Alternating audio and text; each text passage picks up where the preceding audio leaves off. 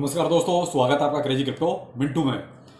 Market में क्या चल रहा है इसके बारे में बात करेंगे। दूसरा देखिए, एक प्रॉब्लम खड़ी हुई है सुई के लिए, यानी कि SUI के लिए। कहीं ना कहीं कोरियन अथॉरिटी ने जो है इसको बहुत बड़ा नाम दे दिया है और वो कहीं ना कहीं भाई इन्वेस्टर्स के लिए थोड़ी सी प्रॉब्लम वाली बात हो गई है। चलो उस पर बात करेंगे।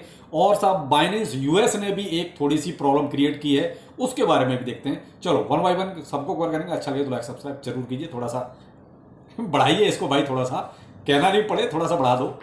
तो चलो बात करते हैं, पहले लेते हैं जो मार्केट में हुआ। कल जो ड्रामा हुआ वो देखिए, हमने सुबह भी कवर किया और शाम को भी कवर कर ही लिया था। एक केवल मिस्टेक थी कॉइन टेलीग्राफ की, बगैर जांचे परखे उन्होंने जो है एक ट्वीट छोड़ दिया और उसका खामियाजा जो है लगभग 158-160 मिलियन डॉलर के आसपास लोगों को लिक्विडेट होके चुकाना पड़ा। यानी कि इतने लोग जो है एक तरह से काट पीट के बड़े लोगों ने बराबर कर दिए। कुछ लोग ऐसे भी थे इनसाइडर, जिनको शायद पहले से कुछ भनक लगी थी इस चीज की, या पहले से उनको पता था, उन्होंने बहुत अच्छा खासा प्रॉफिट कमाया भी।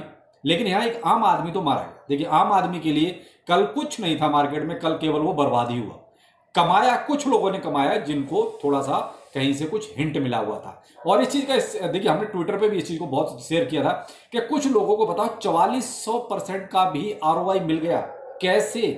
तो ये क्या है, कहीं ना कहीं इनसाइडर ये काम करते हैं। तो जो भी है, कल जो होना था हो चुका है। कॉइन टेलीग्राफ ने आगे अपना थोड़ा सा माफी भी मांग ली कि जी हो गया तो हो गया, क्या करें, जो भी है। लेकिन यहां अब एक चीज और गलत हो गई, और वो गलत ये हो गया कि SEC वैसे ही क्रिप्टो के पीछे पड़ा हुआ है। गेंजलर साहब इतनी आसानी से ETF को अप्रूवल देंगे नहीं। ऊपर से कल जो ड्रामा हुआ उससे एक चीज और सामने आ गई कि साहब कितना मैनिपुलेट हो सकता है कुछ लोगों के द्वारा।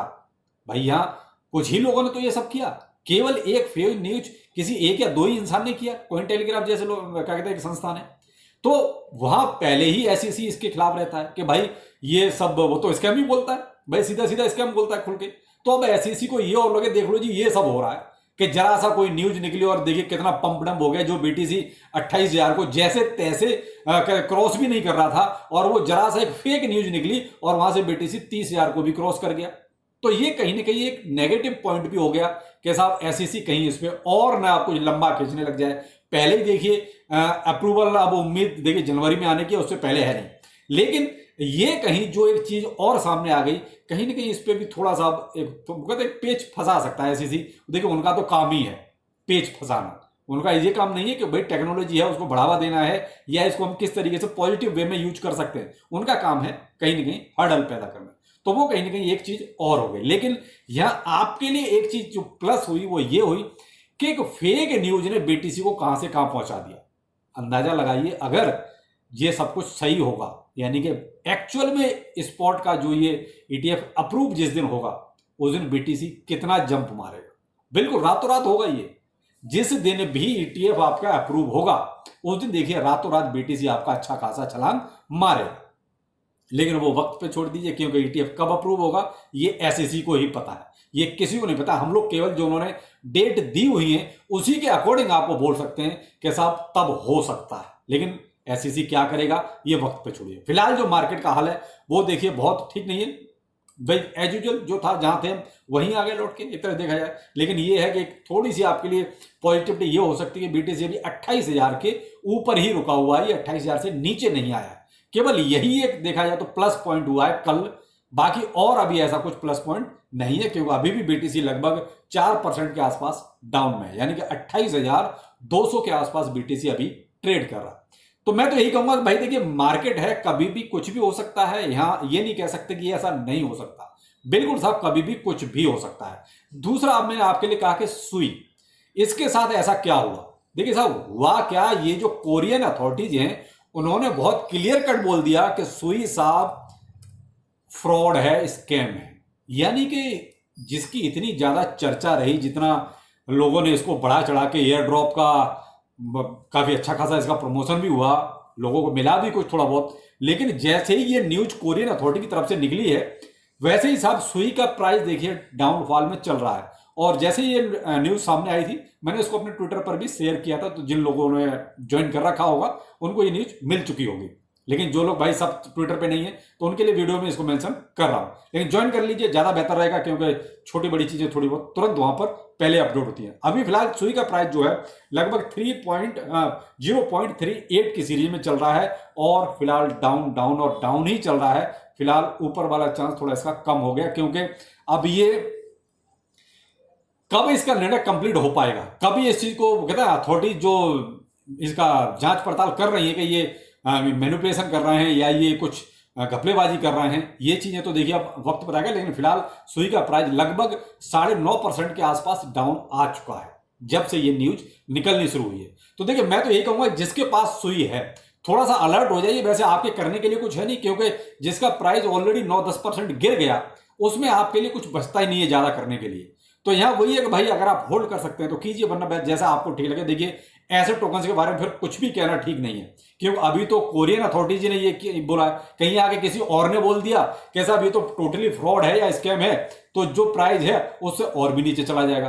तो देखिए जब किसी भी टोकन के बारे में कोई इतनी बड़ी नेगेटिव चीज निकल के आ जाती है या कोई इन्वेस्टिगेशन शुरू हो जाता है तो देखिए फिर प्रॉब्लम्स खड़ी हो ही जाती हैं। तो भाई सुई वाले थोड़ा सा फोकस कीजिए कि आपको क्या करना है। देखिए हम तो आपको इस बारे में कोई राय नहीं दे सकते। फिलहाल सुई पर जो है स्कैम का एक तरह से ठप्पा लग गया है, फ्रॉड का ठप्पा लग गया है। अगला है साहब बाइनेंस यूएस।